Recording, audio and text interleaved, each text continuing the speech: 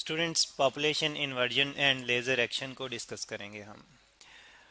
और हमने इससे पिछले लेक्चर में जाना कि लेज़र के लिए स्टिमुलेटेड एमिशन का प्रोसेस हम फॉलो करते हैं। अब स्टिमुलेटेड एमिशन में ये होता है कि हमें यूनी डायरेक्शनल यानी कि एक ही डायरेक्शन में लाइट मिलती है और कोहेरेंट मिलती है।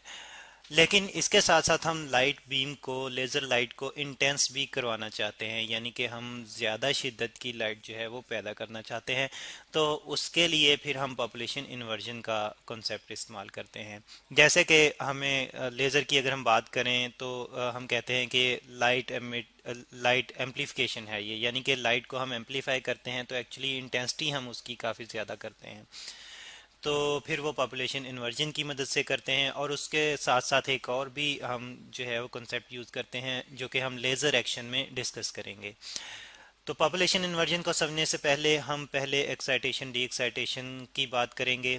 स्टूडेंट्स, यहाँ पे आप बोहर का एटम देख रहे हैं जो कि एक्चुअली हाइड्रोजन एटम है। और सिंपलेस्ट यानी कि हमने एक एटम जो है वो दिखाया हुआ है, इलेक्ट्रॉन रिवॉल्व कर रहा है। अब इस इलेक्ट्रॉन को जैसे ही मैं एनर्जी दूंगा, इलेक्ट्रॉन अपने पहले ऑर्बिट में रिवॉल्व कर रहा है, जैसे ही मैंने एनर्जी दी वो ऊपर वाले ऑर्बिट में चला गया। तो इस तरह से इलेक्ट्रॉन जब अपने नीचे वाले नॉर्मल ऑर्बिट में रिवॉल्व कर रहा था तो हम कहते हैं कि एटम जो है वो अपनी ग्राउंड स्टेट में है। और लेकिन इलेक्ट्रॉन जब एनर्जी लेकर ऊपर वाले ऑर्बिट में चला गया तो हम कहते हैं कि एटम एक्साइटेड स्टेट में चला गया। तो अब जब यही इलेक्ट्रॉन जो है ये एनर्जी इमिट भी करेगा, तो जब एनर्जी इमिट करेगा तो वापस अपने ग्राउंड लेवल पर चला जाएगा, अपने नॉर्मल लेवल पर चला जाएगा और हम कहेंगे एटम डी एक्साइट हो गया। तो इलेक्ट्रॉन ने एनर्जी इमिट की और वापस ग्राउंड स्टेट में चला गया एटम। तो जो एनर्जी इमिट की है वो इलेक्ट्रोमैग्नेटिक वेव की फॉर्म में इमिट होती है और यहाँ पे वो हमें लाइट की शक्ल में भी मिल सकती है। और लेज़र लाइट एक्चुअली जो है वो इलेक्ट्रोमैग्नेटिक वेव की ही फॉर्म है और हम चाहते हैं कि हमें ज़्यादा शिद्दत की लाइट मिले। ये कॉन्सेप्ट हो गया एक्साइटेशन डी एक्साइटेशन का। यानी कि एटम के अंदर इलेक्ट्रॉन जब एनर्जी लेता है तो वो अपर स्टेट में चला जाता है, हम कहते हैं कि एटम एक्साइट हो गया। और इलेक्ट्रॉन जब एनर्जी इमिट कर देता है अपर लेवल से लोअर लेवल में चला जाता है तो हम कहते हैं एटम डी एक्साइट हो गया। नॉर्मल हालत को हम ग्राउंड स्टेट कहते हैं। और अपर स्टेट में जब इलेक्ट्रॉन होता है तो उसको हम एक्साइटेड स्टेट ऑफ एटम कहते हैं। अब हमने एक्साइट करवाना है एटम को और उसी उसी प्रोसेस में हमने पॉपुलेशन इन्वर्जन का कॉन्सेप्ट जो है इस्तेमाल करना है। पॉपुलेशन का मतलब है तादाद और इन्वर्जन का मतलब है उलट जाना या उल्टा देना। पॉपुलेशन आबादी या तादाद को हम कहते हैं, यानी कि हमने तादाद को या आबादी को उल्टा देना है एनर्जी लेवल्स के दरमियान एक्साइटेशन के प्रोसेस में। इसको हम समझते हैं एक सिंपल सी एनिमेशन की मदद से। तो स्टूडेंट्स, इस एनिमेशन में हम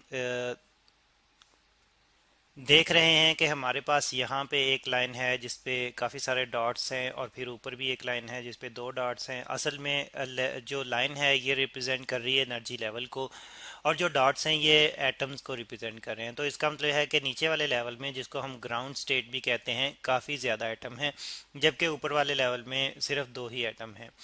तो नॉर्मल कंडीशन में मटेरियल में एटम जो हैं वो ज़्यादातर अपनी ग्राउंड स्टेट में रहते हैं, जैसे कि यहाँ पे आप देख रहे हैं, इसलिए यहाँ पे लिखा हुआ है पॉपुलेशन नॉर्मल। तो और एक्साइटेड स्टेट में काफ़ी कम होते हैं तादाद में नॉर्मल हालत में। अब हमने इसी आबादी को, इसी तादाद को उल्टा देना है इन एनर्जी लेवल्स के दरमियान, यानी कि हमने एक्साइटेड स्टेट में एटम्स की तादाद ज़्यादा कर दी और ग्राउंड स्टेट में एटम्स की तादाद काफ़ी कम रह गई। तो इस चीज़ को हम कहते हैं कि तादाद आबादी पॉपुलेशन इन्वर्ट हो गई, उलट गई।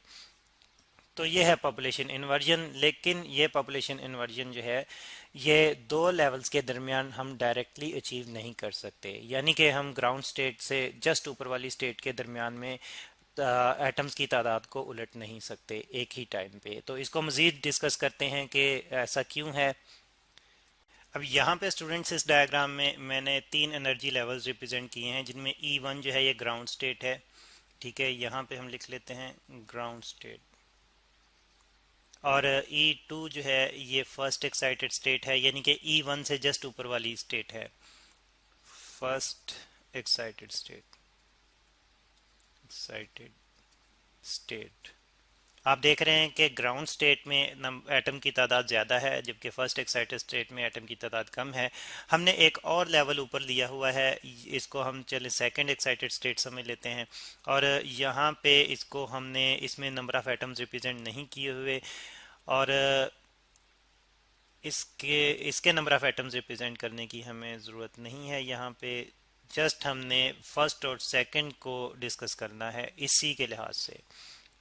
अच्छा, अब हम चाहते हैं कि E1 से एटम जो है वो एक्साइट होके E2 में चला जाए, तो उस मकसद के लिए हमें यहाँ पे ये करना होगा कि हमें एनर्जी देने पड़ेगी एटम्स को जो ग्राउंड स्टेट में है। तो चले ये एनर्जी जो है हम फोटोन की शक्ल में यहाँ पे जैसे कि आप देख रहे हैं जो HF डैश एनर्जी का है फोटोन, तो इसकी शक्ल में हम यहाँ पे एटम्स को एनर्जी दे रहे हैं। तो एटम्स को एनर्जी, इस फोटोन की एनर्जी कितनी होगी, यानी कि कितनी एनर्जी का फोटोन हम इन एटम पे डालें ताकि एटम जो है वो यहाँ से एक्साइटेड स्टेट E2 में चले जाएं।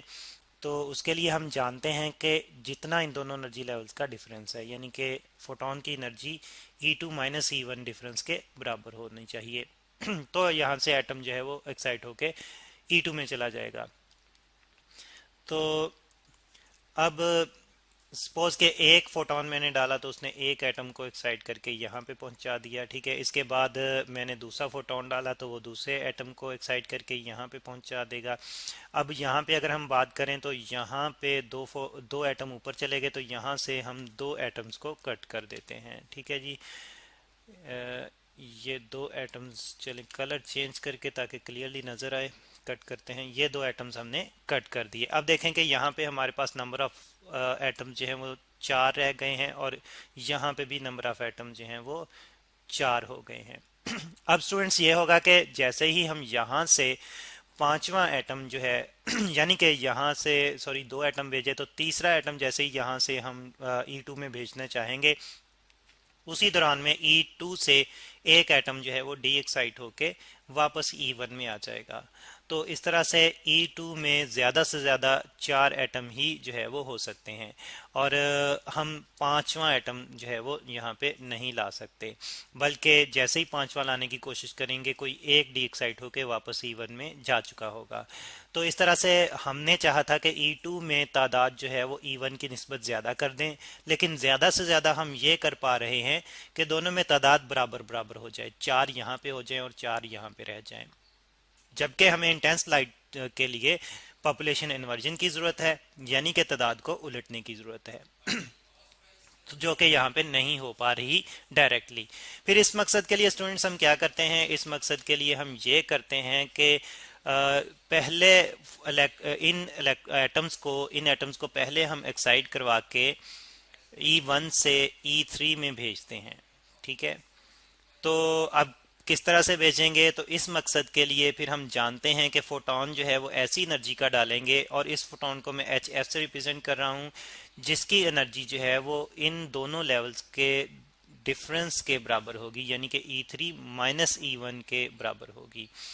तो ये फोटोन जो है इन एटम्स को एक्साइट करेगा और E3 में पहुंचा देगा। अब ये E3 और E1 के दरमियान जो है वो पॉपुलेशन इन्वर्ट तो नहीं हो सकती, बिल्कुल उसी तरह से डायरेक्टली जैसे हमने बात की थी E2 और E1 की, लेकिन ये हो सकता है कि E3 से एक एटम जो है सॉरी E1 से एक एटम यहाँ पे E3 में आया। अब E3 से वो डी एक्साइट होगा और E2 में जाएगा थोड़ी सी एनर्जी मीट करके। E2 एक ऐसी स्टेट है जिसको हम मेटा स्टेबल स्टेट भी कहते हैं, मज़ीद डिटेल में नेक्स्ट लेक्चर में डिस्कस करेंगे। तो ये इस स्टेट में जो है वो एटम जो है फिर स्टे कर जाएगा, और ये होगा कि E1 से हम E3 में पहुंचाते जाएंगे एटम्स को, और एटम जो है वो E3 से E2 में आते जाएंगे और यहाँ पे स्टे करते जाएंगे, और पॉपुलेशन फिर इन्वर्ट होगी E2 और E1 के दरमियान, जिसके बारे में हम मज़ीद डिटेल में नेक्स्ट लेक्चर में डिस्कस करेंगे, और लेज़र एक्शन के बारे में भी हम नेक्स्ट लेक्चर में डिस्कस करेंगे। तो ये है स्टूडेंट्स पॉपुलेशन इन्वर्जन, जो कि एक्चुअली हम इसलिए करना चाहते हैं ताकि हमें इंटेंस यानी कि ज़्यादा शिद्दत की लाइट मिले।